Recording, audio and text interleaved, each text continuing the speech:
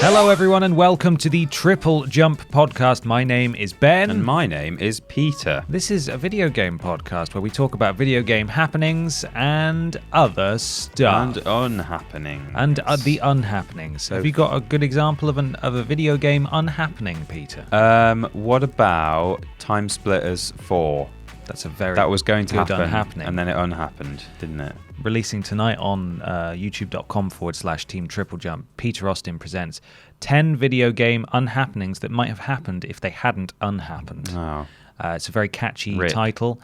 The only keyword in there is video game, but because we've chosen to stylize it with a space in between, sometimes that can be difficult for SEO, I think. Difficult for SEO? I think so. I think it might read it. I don't know how comprehensive it is, but it might read it as video and game. Well, I'd like to think that Google is now intelligent enough to recognize the word video and game together as video game. Well, that remains to be seen, isn't it? You're also catching the word game, whereas if it's video true. game, all one word, if people are just Googling best games, worst games ever, then worst video space game ever. But if they put worst video game, all one word, then you're not going to catch game in the title. That's true. And also we might catch that ever elusive crowd of current day fans and followers who are always looking for happenings. Yeah.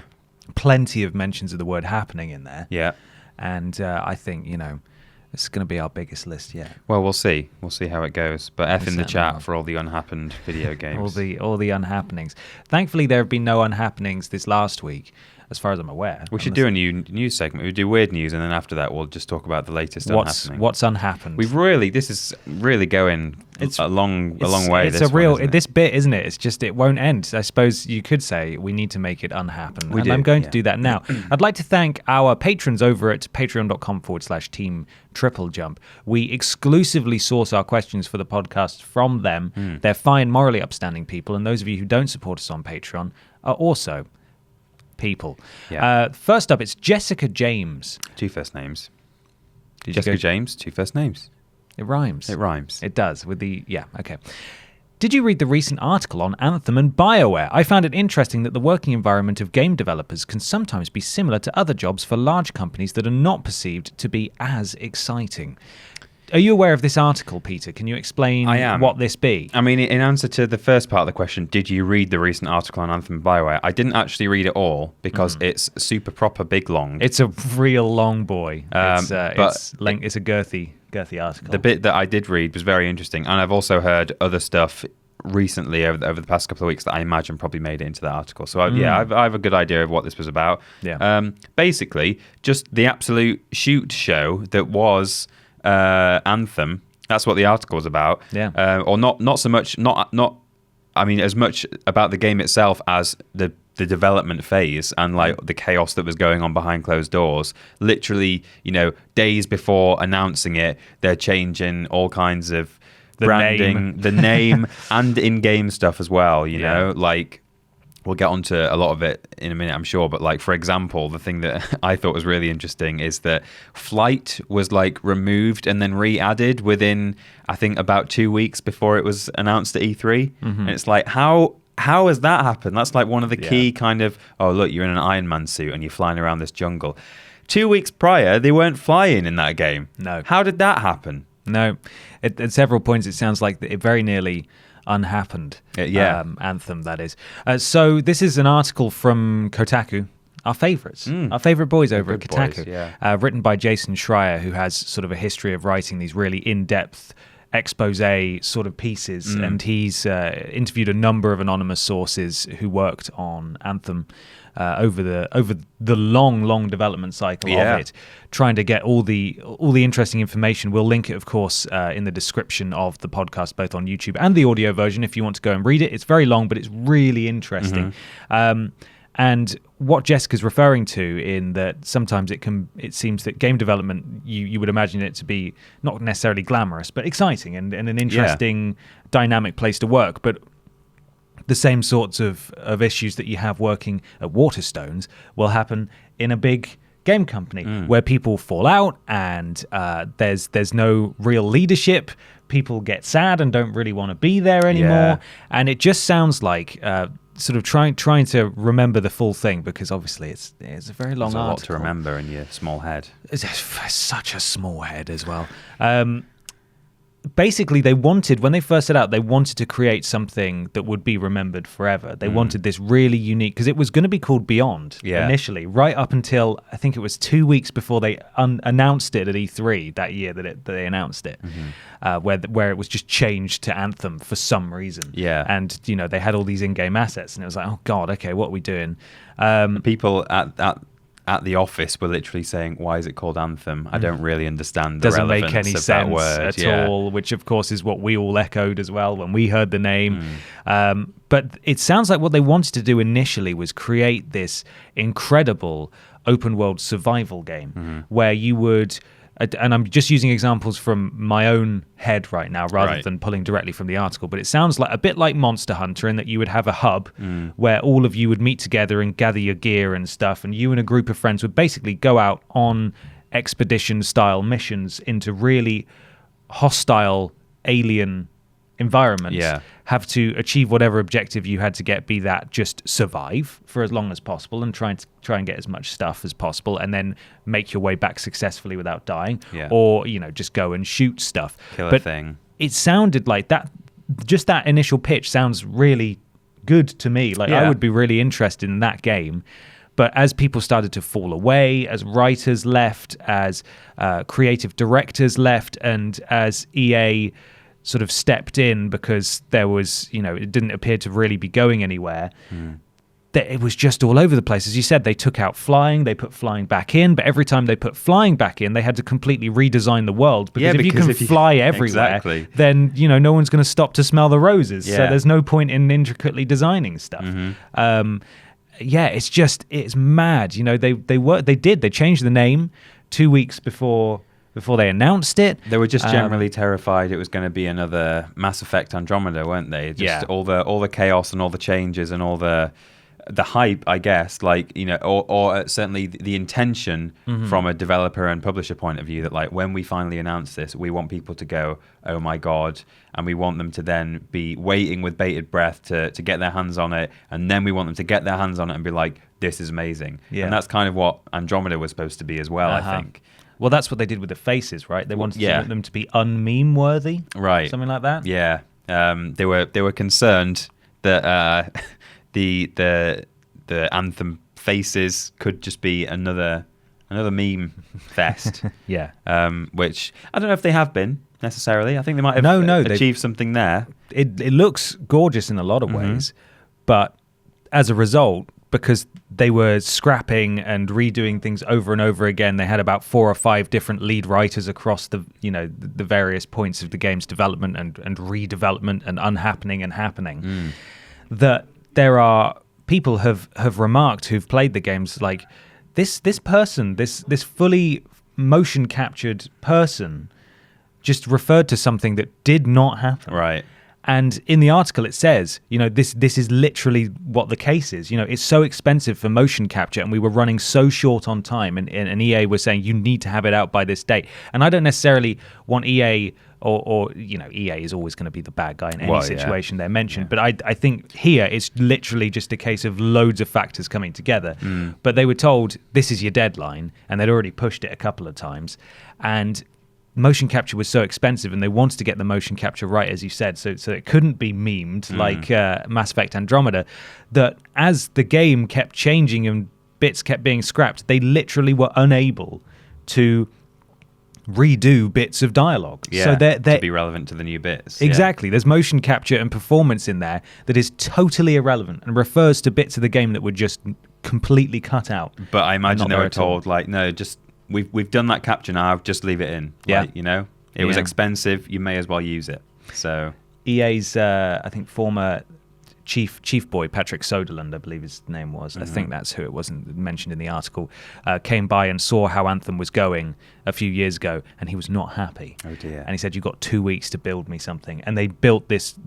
Basically, they built the demo they showed off at E3 in 2 weeks. And then he was like, this is exactly what I want. Yeah. And then they were like, oh God, okay, so now we've got to build a game from this tech demo. Yeah. And we've nothing we've done so far is really usable. And essentially they built the entire game in sort of the last 16 months. It's insane, of the game's development. Mental. I think I saw an article recently that's because they may well have got away with things like the faces. They didn't turn out all rubbery and memey. Yeah. So visually, like Mimi. I did not share that Mimi. Yeah. So visually, it's mostly a fairly competent game. But I think I saw an article recently. Citation needed. I'm 99% sure it was Anthem, but it may have been another game that said one of the starter weapons was one of the best in the entire game due to the way that the game like scales kind of items and stuff. So if you're like a new player with the one of the first weapons and you go out with like a high level guy, because of how the game scales like the damage that you do so that you can play with anyone of any level, it makes that starter weapon super powerful. Really? And people were like, oh, this is just, I can use this. Oh dear. So that's all sad, certainly with regards to the game development, but also, like as it says in the question that, it turns out game development is like just working for other large companies where people get sad and stuff, and that can have like some big knock-on effects. It reminds me of when Ken Levine left Irrational after BioShock Infinite, and he is like quoted as saying, he says, I saw a photo of myself before we started developing Infinite, and I just looked so much happier. Oh God! And he says, like,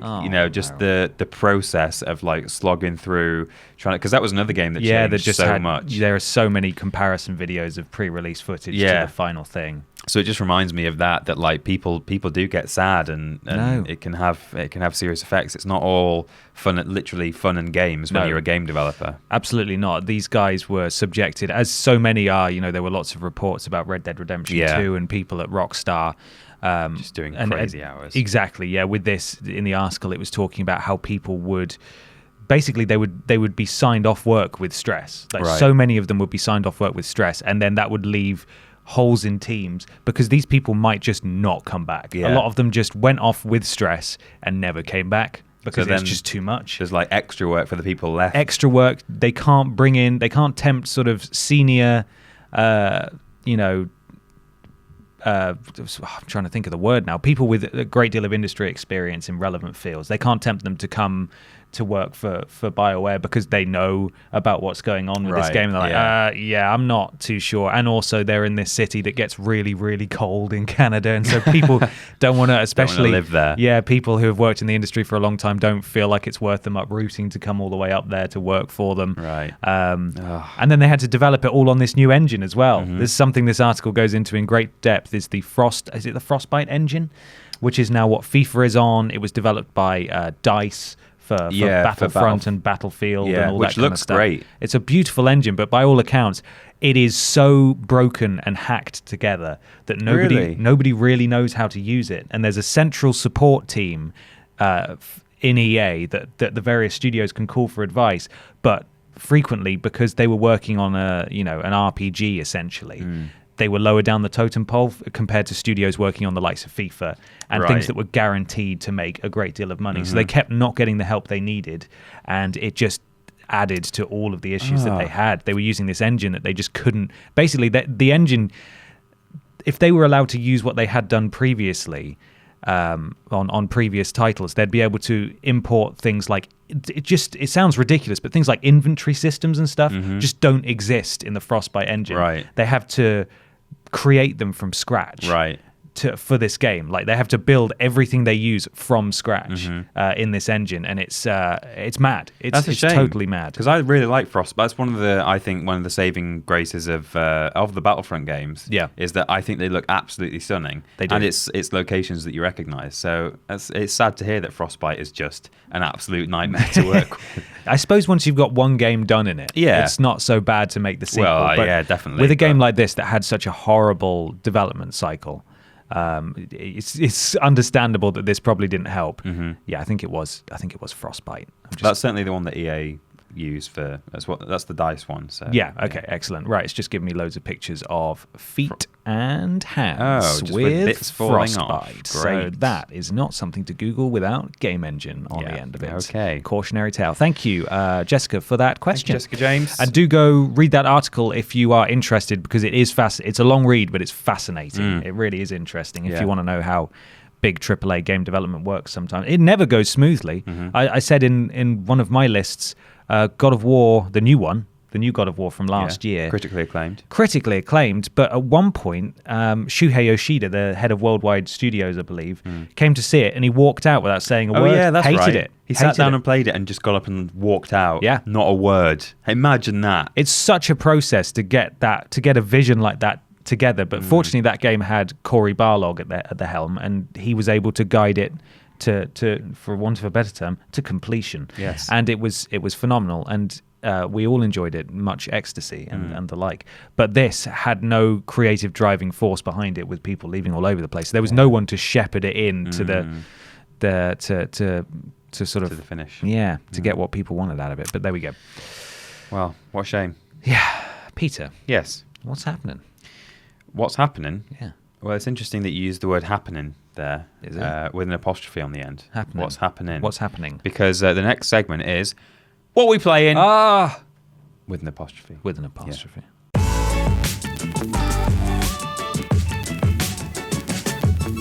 Welcome to What We Playin'. Now, I know this may seem like an alien concept to some of you, so allow me to speak without condescension. This is a section that is so groundbreaking, so unbelievable, that you may not understand it. Yeah. It's where we talk about the games that we've played in the last week. Peter, what games have you played in the last week? Goodness me. In the last week, yesterday at time of recording, I finished my Beyond Good and Evil fantastic stream. So that was fun. I don't want to... I've already talked about that before, but I did just want to say check that out. The last VOD should be up now at the time of the release of this episode. Yeah, because it goes up on Wednesday, I think. So you can watch the whole playthrough on our channel. It was a lot of fun. And then at the end, we watched the two trailers for the next game all together, now that people have a better understanding of the world and the narrative. But prior to that, on our joint stream, I sat and played through most of Little Nightmares. Yes. Which is a game that I really, really love very much. I've been thinking a lot about that game since. I want to see the ending. Oh, yeah? You want to find out what... Oh, yeah? It's a very mysterious game. You want to see it, do you? Yeah. All right, then. Well, maybe we will. Fine. Maybe we'll, next time we do a joint stream or something. I don't know. Yeah, maybe we can squeeze both of them in. A way out, the finishing of a way out when you turn that might be perfect, actually. Yeah. Because we've got little ending bits of both to do. Yeah. So I really love that game. I love the visual style. If you watch the stream, this is stuff we've already talked about. But the world is built to kind of accentuate the idea that you're a small child in a big purple's world, a big person's world. Yeah. So you play as a character called Six, who's a 6-year-old girl, and so all the furniture around you is like giant, towering kind of chests of drawers and huge bookshelves and things, which I have quite a vivid memory of being in my grandma's house when I was very young. Yeah. And on top of the fridge, which was like a full-size, like one of those tall fridges, had a tin on top that normally had sweets in it. Oh, no. I don't even know if it did at the time. I don't think it did. Or it wouldn't have been on top of the fridge. Would have been on the side with sweets in. But I saw this tin. I was like, that's the sweet tin. And it was so far out of my reach. I was like, okay, what I can do is I can get a chair. I pushed it up to the fridge, stood on the chair, and it was still just at the edge of my fingertips, and I could just see it at the top of the fridge. And I pulled it out. What I didn't realize was there was a very precious dish on top. Oh, no. Which fell onto the hard-tiled floor and smashed into a trillion pieces. A trillion of them. A trillion pieces, and there were no sweets inside. Oh, there was only regret. Yeah, that's the real Little Nightmare. It was full of regretty. It just, yeah, exactly. Some lovely regretty bolognese. Regretty spoiled your vase. Yeah. So it takes me back to moments like that, and it's very Burton-esque. It reminds me of Tim Burton. Definitely is. A lot. And a little bit actually genuinely spookums, isn't it? Yeah, someone was watching it and just said, right, too spooky for me. Yeah. Like, unironically. Yeah. See ya. I'm going to have to go. Stop watching. Sorry, can't watch this anymore. It's genuinely unsettling, but I like to think with our insightful commentary over the top, we can all have a nice time and enjoy it. And the VOD for that is now up. online if you want to see us play through most of it, right? Because it's not the longest game in the world. 2 of 3 acts, basically. So we're on to Act 3 now. So we'll finish it off, hopefully, the next time we Arguably one of the stream spookiest. together. Although the combined stream from this week that the podcast is releasing is actually a Borderlands stream. Exciting. With Patrick Fenn, the lead producer of the remaster, which is available now on personal computer, PlayStation 4 and Xbox One. Yeah. And that's very exciting because I'm a huge Borderlands fan, as we've discussed before, and I've been playing a lot of Borderlands. The VOD for the joint streams goes out on a Monday, right? So it does, but time of release. we did it on. Oh, because it's we did it on my usual day, yeah. So it should be already out. If you want to watch us ask some questions about, maybe try and get some sneaky Borderlands 3 info out of him. Yeah. Maybe find out some stuff about talking about the interesting challenges that are faced during game development. Find out what it's like to add 4-player co-op to a game that previously only supported 2, or the fact they've added golden chests in from Borderlands 2. They're now retroactively in Borderlands 1. It's very cool. I want to know how that all works. It's fascinating. How do you up-res literally every single asset in a cel-shaded video game? Actually kind of unbelievable. Like, I crouched down because I was playing with a friend, and I crouched down and was just sort of looking at a number pad that was just on, like a keypad that was on the side of a door. And I looked at it, I was like, oh my God, not only can I read the numbers, but underneath it says A, B, C, D, E, F, an actual, like, it was all there, and there was a little dial to the right of it that had numbers on it and stuff. I was like, bloody hell. This is a 10-year-old game, right? It's actually all here. Yeah, it is. I think 2009 maybe is when it came out. And it holds up fantastically. You know, Borderlands 2 is one of my favorite games ever, but I loved Borderlands 1. It was really good, and it's so nice playing it again now. I love that I can import my old character. Yeah, that's good. With all of her ridiculously overpowered stuff. And I especially love sometimes when there is cross-save functionality, when maybe it goes a little bit wonky and 50 trophies all pop at once for some reason. Like, I love that. That's great. I live for that. But yeah, I'm really, really enjoying that. And you can see both of us playing through the first couple of hours of it now on the YouTube channel. Yeah. If you'd like to check that out. I would ask you, Peter, how you found it, but we're doing it this afternoon at the time of recording. That would be time travel. So yeah, that would be actual time travel. But I think you're gonna give Borderlands a go, right? I am. Give it a try. They've very, very generously given us both a code. No sponsorship going on there. Don't worry. No. We're not forced to say nice things about it. They just said, "Do you want one?" I said, "Yes, please." Oh, we should probably do a quip scope about it. We should do a quip scope. Do that. That's maybe a good idea. Maybe we'll do that. God, maybe we'll do that literally after this. I mean, yeah. When are we going to find the time, right? I mean, we need... Yeah, I don't know. Because I'm away for a few days. But you are. Anyway. You are. We'll work it out. Look out for a more in-depth video very soon. Ben? Yes. What you play in? Borderlands. Oh, okay. And that's all. Thank you for joining us for that section. It's now time to move on to another question, Peter. Yes. This is from Katie Whiteleg. Also a patron. Thank you, Katie, for patronizing us. What is your guys' opinion on the Epic Store buying exclusivity, and your opinion on gamers needing to use multiple launchers for PC games? Sorry to be cheeky and slip in 2 questions. Oh, naughty. Yeah. I find it a bit weird when there's like exclusivity on launchers. You know, it just adds an extra unnecessary step. In a sense, I don't think it's like a massive deal, but you don't want, like, what's the EA one called? I should know, because my girlfriend plays Sims on my home PC, and she has to like launch it through the stupid EA one. I think it's called EA Wallet Taker. Yeah, EA, give us all your money and we'll give you a bad game. EA, welcome to Unhappen Town. Welcome to the Star Wars Unhappen Town. I'll Google it, the EA game launcher. But yeah, like, it's just, why not? I can see why there's exclusivity in a sense, because then you're able to sort of direct people to all your other games on the launcher, which is, they do a lot of that, you know. They say, "Oh, you're here to play Sims, are you? Have you considered playing Star Wars?" Well, she gets a lot of Battlefront ad, sort of, you know, banners on the sides when she's trying to launch something. That's annoying. And, you know, that I can see why they would do that, but it's just, Steam is great, you know? Yeah. I love having Steam, and everything is just on there. And when I realized, oh, wait, I can't I can't play Beyond Good and I can't emulate Beyond Good and Evil for the streams. I'll just play it on Steam. That was great because I could just boot it up and install it. Yeah. On the other hand, though, yeah. And I'm sorry, this is a long answer. I've not given you a word edgeways. No, it's fine. I have no insight. To take that game as an example, the Steam version of Beyond Good and Evil doesn't have controller support. So I had to use Xpadder, which basically takes controller inputs into the computer and turns them into mouse and keyboard inputs. Like a third-party app. It sort of translates them, which makes it work for the most part. But sometimes, trying to map a thumbstick to a mouse doesn't work the same way. Whereas apparently the Uplay version of Beyond Good and Evil does have controller support. Uplay being Ubisoft's proprietary launcher. Origin is the EA one. Oh, that's the boy. Thank you, me. Or girl. Yeah. So, I mean, that's even weirder. Like, why not just, if there's a PC build of the game, why is it not just the same across all the launchers and all the providers? That's just a strange thing. But yeah. What do you think? I think there are certainly parallels that can be drawn to streaming services for TV shows. So I think most people will have Netflix and a lot of people will have Amazon Prime just for the actual physical benefits of Amazon Prime. Yeah. I don't really rate their streaming service only because it's such a...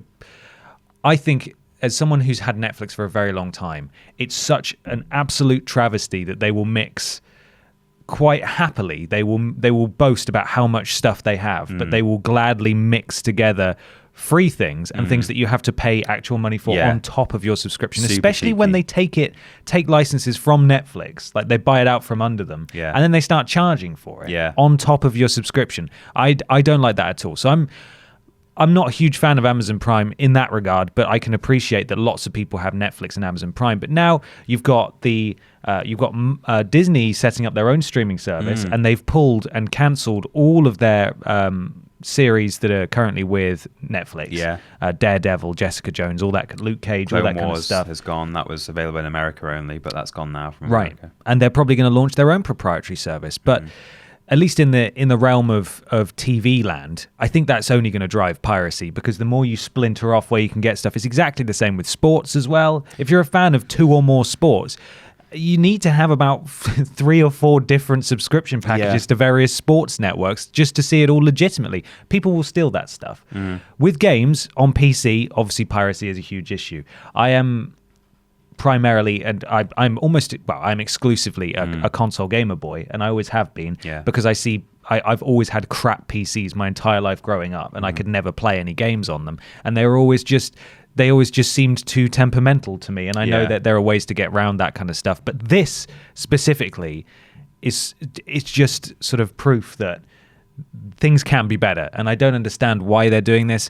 Epic Games in particular obviously have all of the money in the world from Fortnite. And so they can afford to do things like get Metro Exodus, which came out earlier this year, and make it exclusive to their store. They can afford to do that. People aren't happy about it, but if they really want to play the game, chances are they're going to go and do it anyway. They just don't like having to boot up loads of different launchers to play their games. I mean, to take the TV example, it's April now.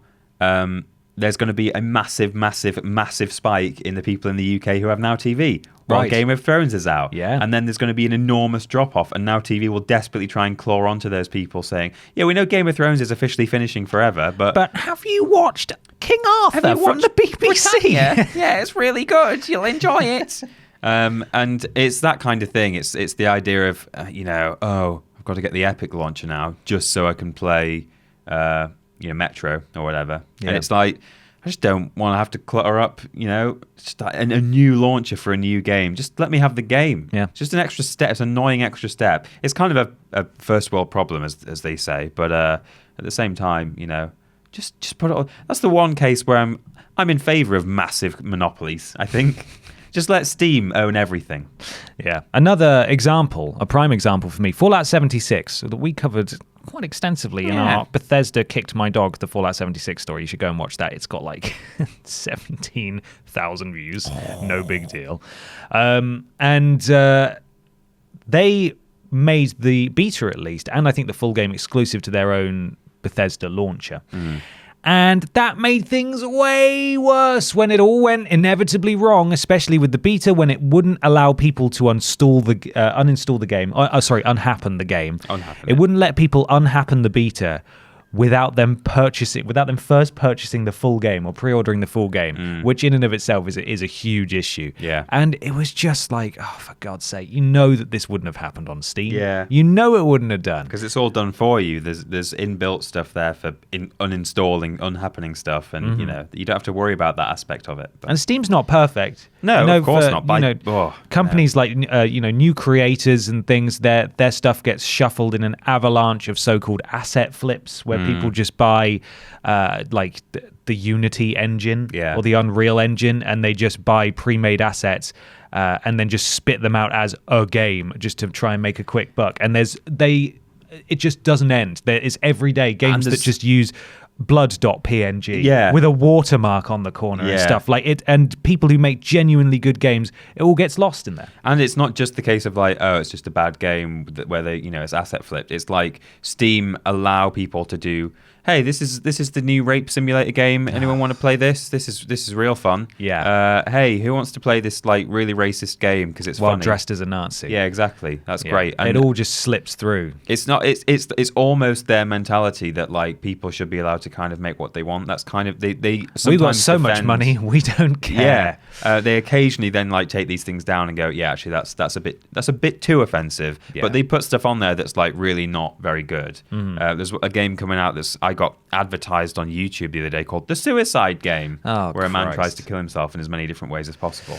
But Steam, we feel like we should let anyone make anything because that's how the world should be. So nothing's perfect. There's no real perfect option here, but purposefully splintering players into several different launchers, it's just an arms race, because all it takes is one person to do it, and everyone would be like, well, if they're doing it, I'm going to do it. Like, why would I not do it? I can exclusively advertise my games. I can exclusively advertise Star Wars games to someone playing The Sims. Yeah. I can't do that on Steam unless I pay a lot of money, and I can do it for free on mine. Yeah. And you could even get other advertisers. You could say, like, does anyone want to run ads on Origin? Because, if you want to, like, start selling gaming mouses or whatever, we'll happily stick a banner ad on there. I don't know if anyone is doing it at the moment, but that will happen, surely. Absolutely. It's going to get worse before it gets better, and it only ends in one of two ways as far as I can see. It gets so bad that something awful happens and people are just like, nope.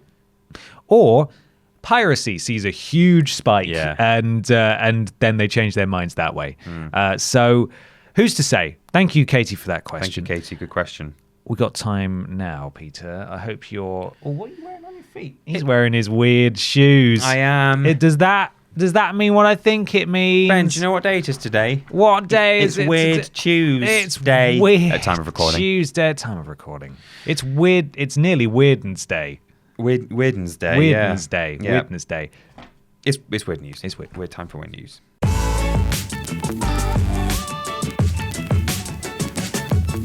Peter, yes, I've got a weird news for you. Have you? Tell me about the weird thing that's happened in the video game-osphere.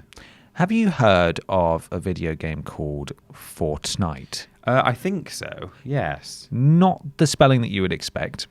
Don't know why that is. No, Fortnite.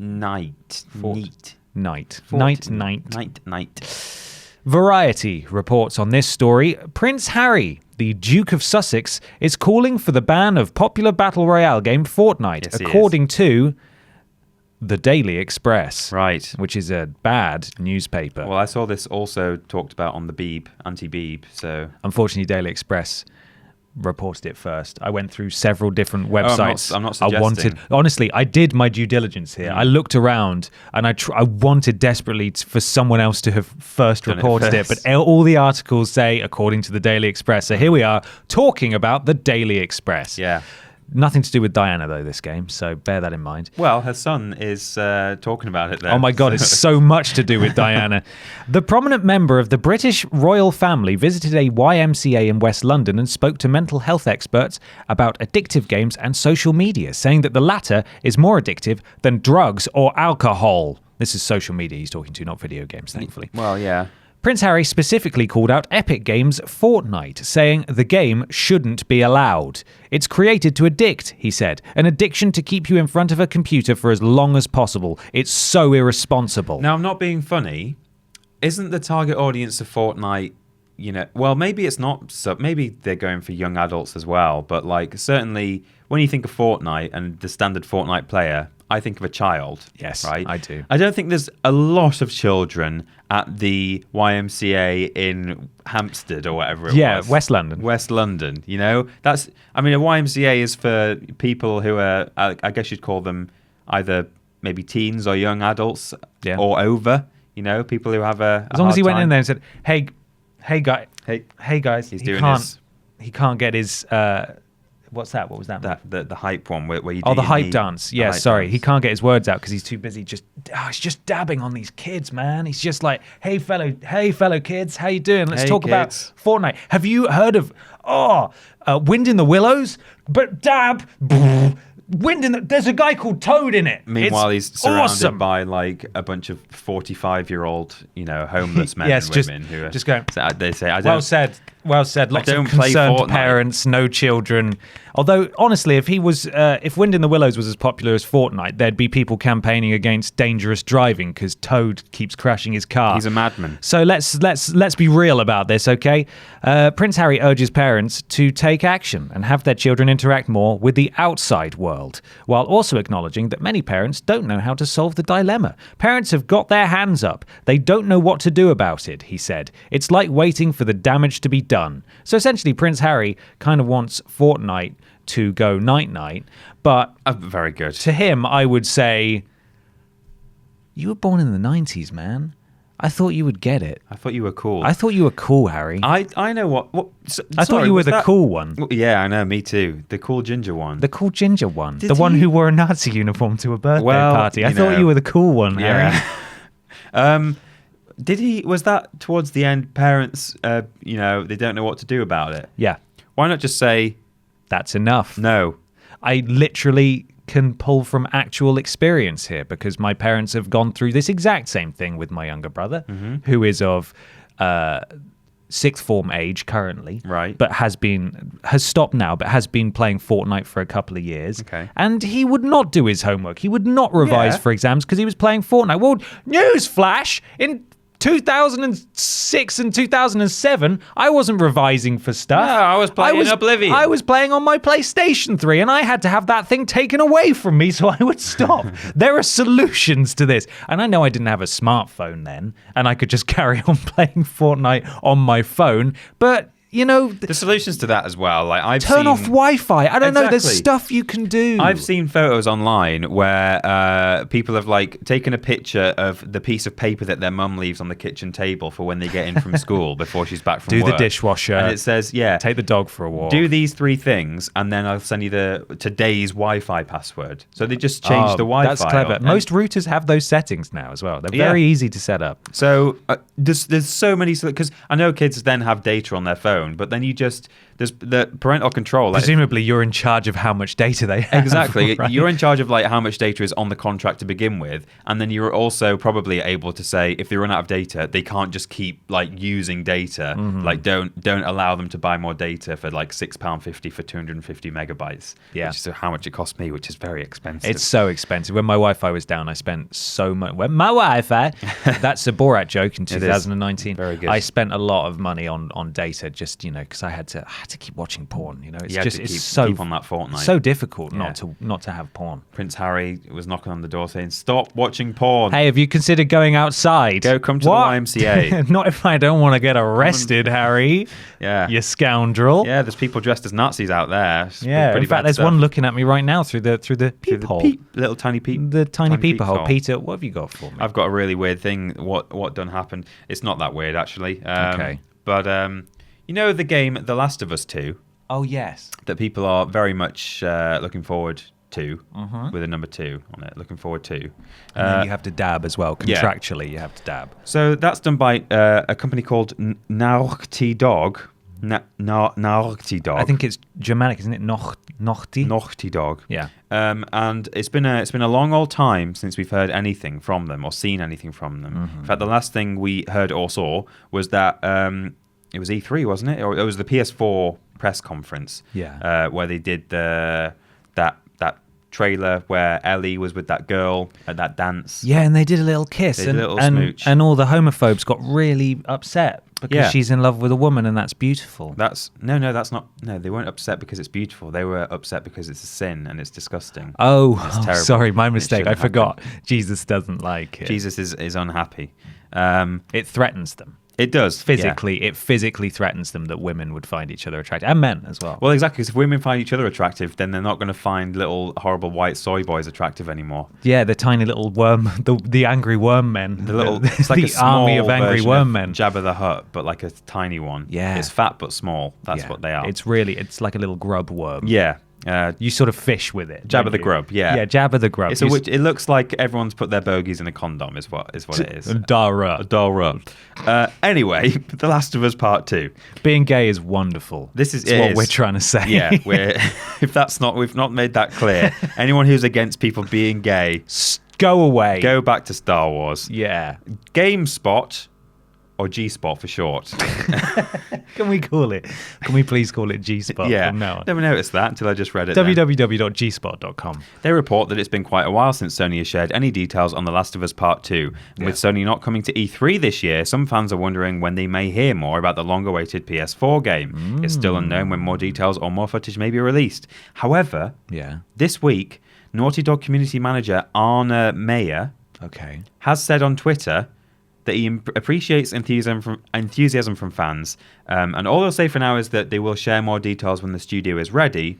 But that's at least the latest that we've heard from them. So we've had radio silence, and then we've had we'll tell you more when we're ready. Which there's not a specific date on that. Okay, but the weird part. Yeah, I'm waiting for the weird turn. What's going to happen? Is the way in which this came out. Okay. So Arne Meyer was responding on Twitter to an Onion article from the satirical website The Onion. Yes. Who had posted something saying that The Last of Us was launching in 2019. Okay. And the point was that they were getting sort of the man on the street's opinion on the fact that there's now a 2019 launch date. Okay. So there's 3 quotes. I'll read those to you. So these are from the Onion article. Yeah, these are from the real fake news article. It's not confirmed that it's out in 2019. That's the best I could do for weird news without. I knew you were doing the Prince Harry one, so right. If this means more of the emotionally complex storytelling of whichever zombie survival series this was again, count me in, says Harry Wall. Okay. Good quote there from The Onion. Yeah. Sorry, I'm not interested in video games that don't feature Kooperlings, says Sherry Tate, who's a lint remover. Oh, a lint remover. Okay. And Patrick Bowler, who's a sleep expert, says, but I want it now. Work your employees harder. That sounds about right. Classic Onion parody satire there. Oh boy, loving it. And they actually responded to that article. That's all it is. It says The Last of Us 2 to be released in 2019. Blah blah blah. What do you think? And then those 3 things. There's 3 quotes. Wow.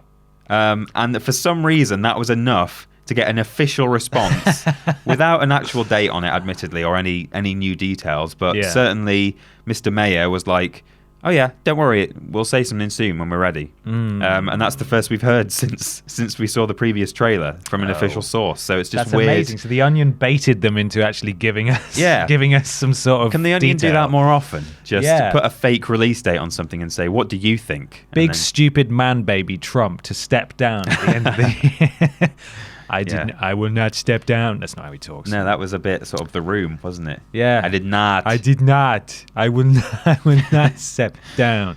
Question 3. Whatever. Yeah, sorry. Here it comes. Come on then. This is from Matthew Knights. Yeah. Matthew Knights, who I believe we've referred to in previous podcasts as Matthew Knight, singular. Oh. Clearly he's expanded his IKEA table is now a larger, rounder table. Maybe 2 of them submitted this question. Matthew Knights. Yeah. Anyway, he says, what's a really popular game that you've personally never liked? I'm hesitant to say. Right, I think the clarification needed here is that I don't think these games are bad. Yeah, I just didn't like them. Okay. Red Dead Redemption 2. I couldn't do it. I couldn't play it. I played it for about 4 hours. There was just so much. Yeah. There's too much going on. It was a cowboy simulator. I wanted a cowboy game. It was too in depth. I couldn't, at that point in my gaming life, at that specific moment in my real life, I couldn't do it. You have to remember to have a bath and change your clothes. So much. There's so much to it, and it introduces it with these tiny, tiny little text prompts that you can miss, and then they're gone forever. Yeah. It's like, I don't know what to do. Why can't I run when I'm in my camp? It's so slow. I want to go talk to that person, but they've not got anything to say, and now I've got to spend 5 minutes slowly trudging back across the camp again. And everyone can see when I'm doing crimes. I want to do crimes. It was a bit of a marathon rather than an exciting sprint, wasn't it? It was just a long. They should have done fewer 33-hour days, I think. If they'd actually put less time into it. Less crunch, guys. It would have been fewer features. More fun. I'm kind of with you there. And even to an extent, Red Dead 1, or it wasn't 1, was it? Red Dead Redemption 1. Red Dead Redemption. I also sort of timed out on that. I think it's a problem I have with Rockstar games in general. Yeah, I've heard so many incredible things about Red Dead 1 and also Red Dead 2 that it's the story's unbelievable at various moments. And I don't want to watch a playthrough, but I still, I can appreciate that it's an incredible game, but it just did not click with me. I think it's just the Rockstar style of game development. GTA 4, I think, is a fantastic game, and I played so much of it, especially the online with friends, but I could not finish the single player. I just never all those finished grays and greens, Maybe. It's too real. But same with GTA 5.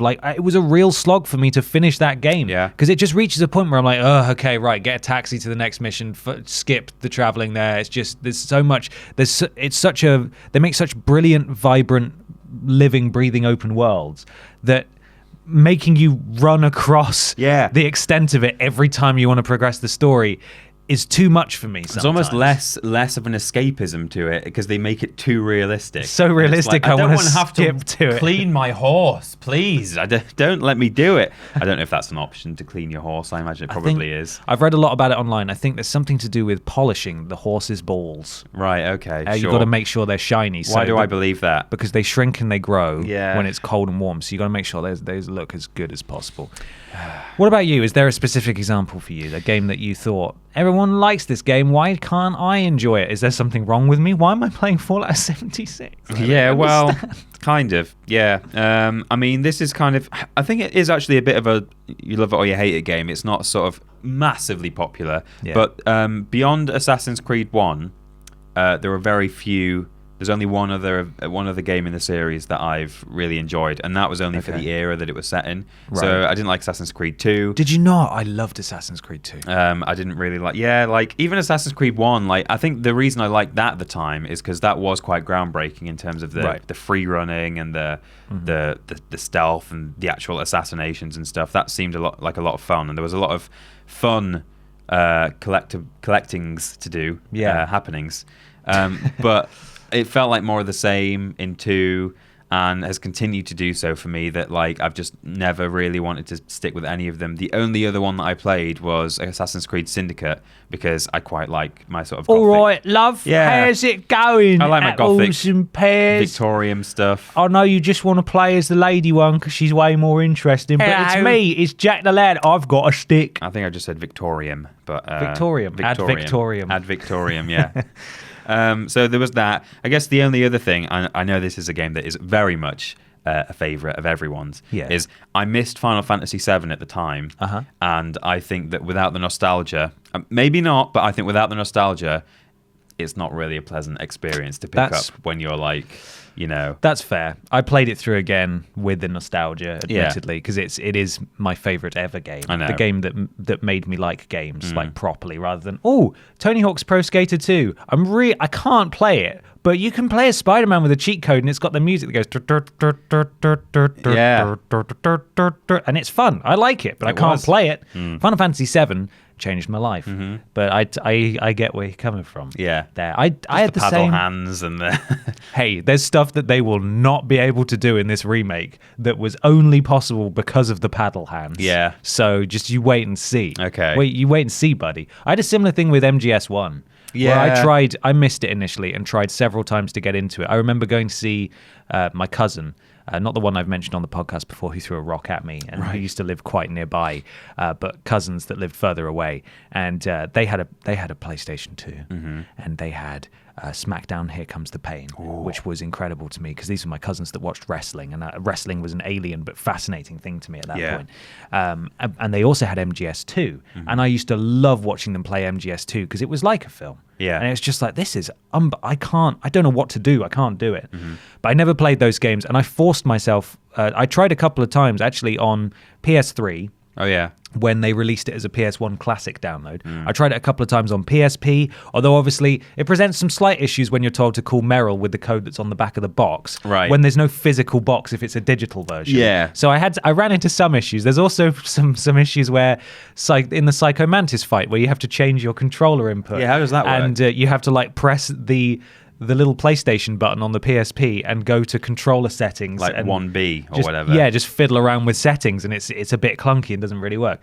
So I sort of gave up then. But then one summer, I really forced... It was actually after playing Metal Gear Solid 5 Ground Zeroes, I think. Right. And I was like, oh my God, this is really good. And I like this. I want to be excited for MGS5. Yeah. I want to play that when that comes out. I want to ride this wave of hype with everyone else. And I forced myself to play through 1, 2, and 3 Wow, okay. on the HD collection for 2 and 3, and 1, I think I just played the PlayStation Classic again. But I'm so glad I did. Those games are unbelievable. MGS3 is phenomenal, and I never got around to starting MGS4 just because it's such a long game. Yeah. But you might surprise yourself if you. I know you have finite gaming time anyway, and you've got a big backlog. But you may a batlog. But you may that's Victorian Batman's, the ad Victorian batlog. Yeah. But you may find that actually these older games hold a great deal of power. Well, so I'm the other way around in that I did play MGS1. I don't think I ever completed it because I was quite young at the time. Yeah. But I played a lot of it, and I really enjoyed the VR. There's a lot of like VR kind of side mission-y challenge things. Challenge is the word I'm looking for. And I thought they were really fun. And like the stealth at the time, I don't think I'd ever really played another stealth game where you have to watch guard patrol patterns and go, okay, while he's up there, I can run there, but there's a camera there. Yeah. And, you know, like watching how things sync up. Really enjoyed that whole aspect of it. But the games after that, I didn't play.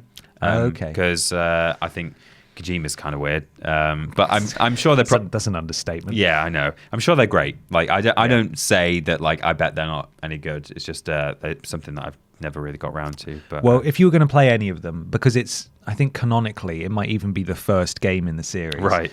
Or chronologically and canonically. Yeah.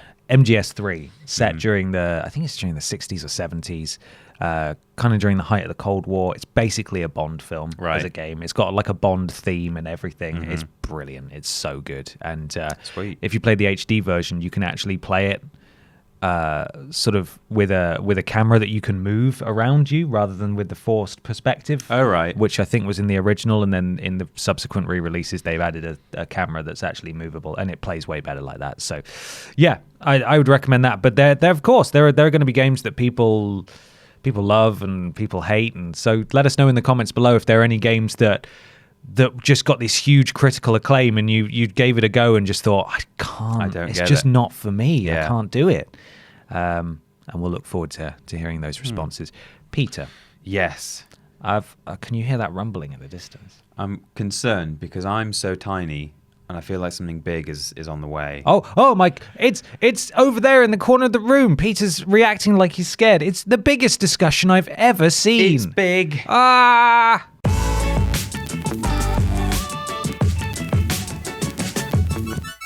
Tiny Peter, in the face of such overwhelming odds, in the form of the biggest discussion I've ever seen. I don't think we've done a Look bigger at one. It's all the way up there. Sort of like 3 Adam Pacitis tall. Wow. Which is the benchmark for big. Yeah, I mean, one is... One Adam Pacitti is in large awe one. at the size of this lad. Yeah. What's today's topic? This is from Mike Bell, who I think has messaged us before, has submitted a question before. Mike Bull.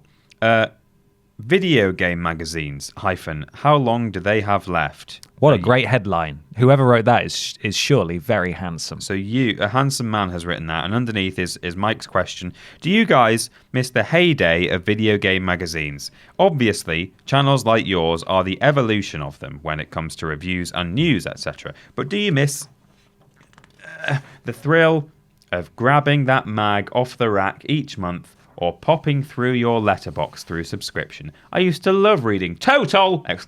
Magazine as a kid, and seeing the screenshots of new NES, SNES, and Game Boy games that were coming out, and the speculation on the so-called Ultra 64. Even the times of the PlayStation demo disc have come and gone now. And if I want to see a fancy game, I can just jump on Twitch and watch a little.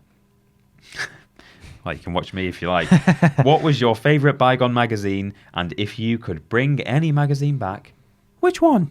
I love gaming magazines. Yeah. I haven't bought or read one for years and years and years and years and years. But I used to read PSM3 almost exclusively. And I remember the first time I got it, because I very rarely got gaming magazines before, because it was sort of in that grungy period where hardcore wrestling was cool, and like they would have girls in bikinis from video games on the front of their magazines, or there'd be blood and like, oh, the most brutal game ever, and it's Kratos like holding his dick and like ripping a Gorgon's head off or something. And the back pages are filled with pornography. Yeah, just so many sex lines. Yeah, just loads and loads I of got them. bullied about that once. Did you? Yeah, someone went through my bag and they saw that and they were like, have you got a porn magazine? Which is like the weirdest thing to like think, idiot, porn. That's gross. Weird. You like girls.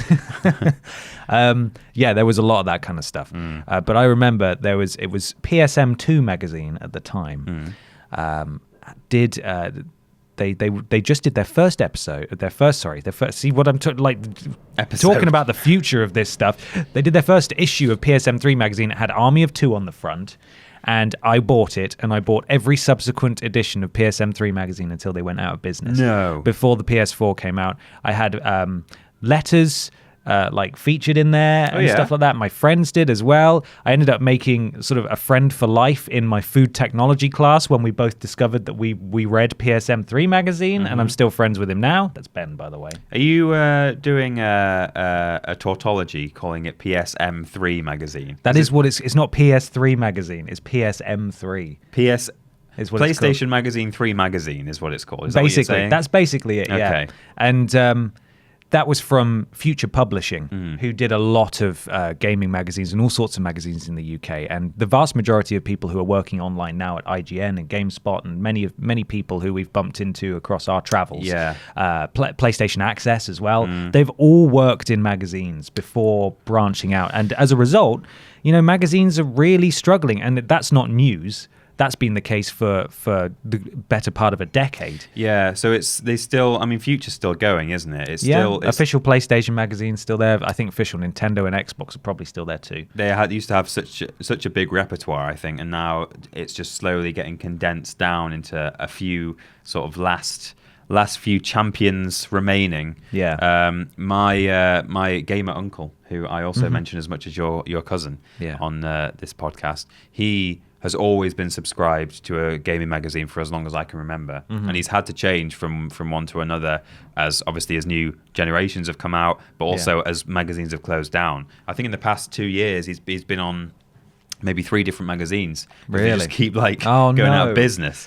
Maybe not in maybe a longer time than that, but he's now on one that is a kind of multi-format, multi-platform one. Okay. That I think is just called Game Magazine or Gaming Games Magazine. TM, is it? Games? It might be Games. They've been going for a long time. They're the sort of like upper class sort of video games. It is a bit premium, yeah. Yeah, they've always been like that. Whereas I always sort of better connected with magazines who are like, "Core, blimey, he's ripped his face off." Yeah. Here's some stickers and some sex numbers. But I think he feels like this one probably has the best chance of surviving. Yeah, literally. Yeah, like I enjoyed that tone about them, because I used to, although I've never been subscribed to a magazine, I used to sometimes pick them up from the corner shop, mainly for the demo disc more than anything else. Yeah.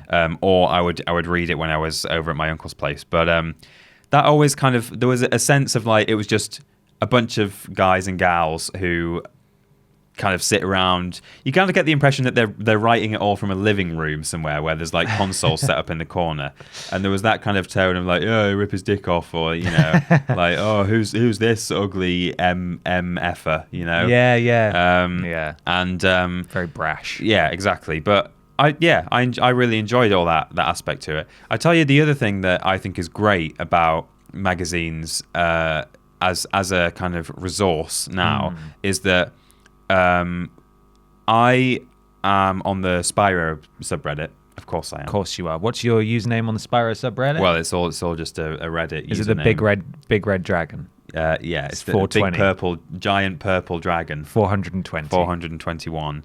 And someone posted something on there recently where there's a website that's been like archiving loads of magazines into PDF format. And there was this really early article from Spyro 1 with screenshots from like a super early press build of the game. Really? That had loads of cut content in it. And I was like, oh my God, this is amazing. Because if you search like the internet for that, you search IGN or any other online source, it doesn't go far back enough for that kind of thing. But there was this photo of like the balloonist, who's like a little guy with goggles on, used to be this giant like Viking like horned helmet guy. Wow. Because he used to be a boatman instead of a balloonist. Because you were going to get everywhere from on the water, and then later on they added a world that set up a mountain, and you can't arrive there on boat. So they had to turn it into a balloonist. But just things like that, that's what I love about magazines now, is that you can go back to old ones and see all kinds of old stuff that's not on the internet, because the internet wasn't really around there as much. Even the stuff that's still on the internet from like 10 years ago. We find that all the time when we're putting lists together and we want trailer footage and things, especially on YouTube. And I think this is partially YouTube's fault, is that videos just seem to get compressed more and more and more the longer they're on there. So trailers, even from 5 years ago, are 720p, they're not 1080p. And any footage, like you want early footage, for example, of Borderlands when that was first showed off, before it was cell shaded, before they even went that direction, it's so low quality.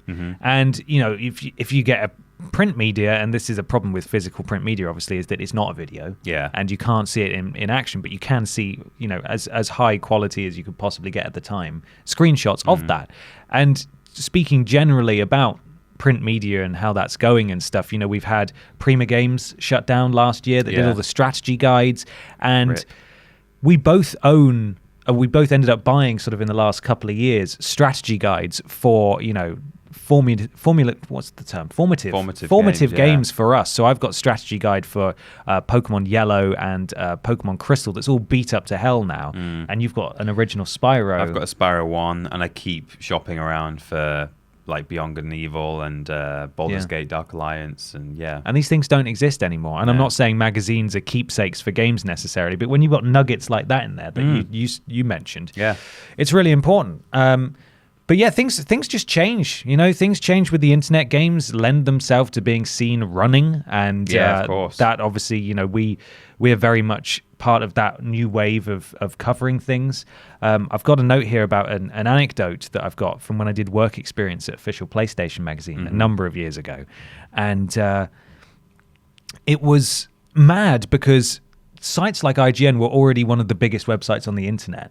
This was only like 2014 maybe. Right. And there was just one guy in his spare time outside of his regular duties running a blog for Official PlayStation Magazine. And I think they just ended up canceling that and just committing full-time to the magazine in the end. But like that's the only resource that they had available to them to have an online presence, apart from maybe a podcast as well. Like it's mad. I think these guys and girls are doing the absolute best that they can, and as long as they've got the official tag on them, people are probably always going to buy them to an extent.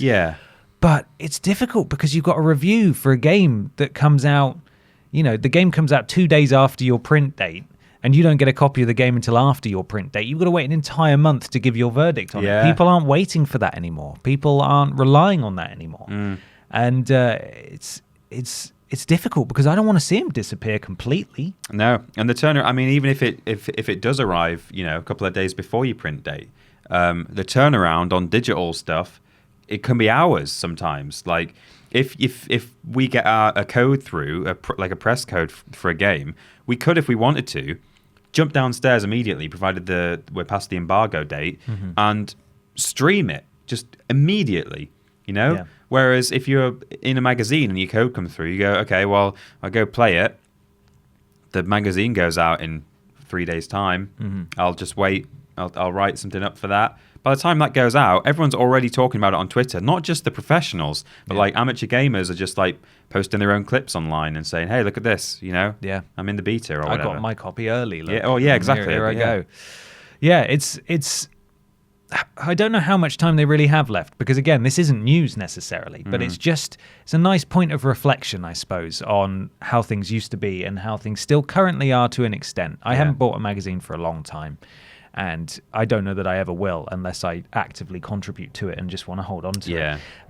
But, these things aren't going to disappear at some point. They're just going to go. I don't know if official PlayStation Magazine will then completely, turn into an online presence. But there's so much competition that they wouldn't stand a chance. No, probably not. They even with the official tag, they would really struggle. That's where things like PlayStation Access have sort of stepped in because they are an official PlayStation entity, but they provide coverage, they provide news, they provide exclusive content and stuff like that. That's sort of the natural evolution, I feel, of where magazines, at least official magazines, will probably go. Yeah. Is there to just have a YouTube presence and sort of take it from there, really. Yeah. It's a shame, but that's just the way of the world now. Same with just press and like printed media in general. Like, it's never going to totally disappear. But newspapers and stuff, some of them are closing down now and going all online. Partly due to my own negligence, but I certainly saw a decline in people in my village subscribing to newspapers as I was their paper boy. I mean, it was mostly due to the fact that I didn't want to get out of bed or do it. So their newspapers took ages to arrive. Yeah. But in the few years I did it, I went from about 40 newspapers to 20. So my parents used to get a daily paper. Now they just get the big Saturday bumper one. So the one that you could kill a man with. Exactly. Yeah. So that's 6 issues or 5 issues. I don't know if there's a Sunday one, but that's like 5 issues a week that they're not selling anymore. Yeah. Crazy. Yeah. But let us know what you think in the comments below. Did you used to read any magazines that got cancelled or closed down? Do you miss them? Do you still follow the original writers? Because I'm still familiar with the work of many people who I used to read regularly, and I've followed their careers as they've gone on to different things. And let us know. What do you think? Do you reckon they're going to be around forever, or do you think it's a matter of time now for those that remain? Let us know in the comments below. Peter, yes, where can people find us? We are Team TripleJump almost everywhere on the internet that's worth being at. We are youtube.com/Team TripleJump, twitch.tv/Team TripleJump, twitter.com, facebook.com, and patreon.com/Team TripleJump. On Patreon, you can give us your money and you get rewards for it.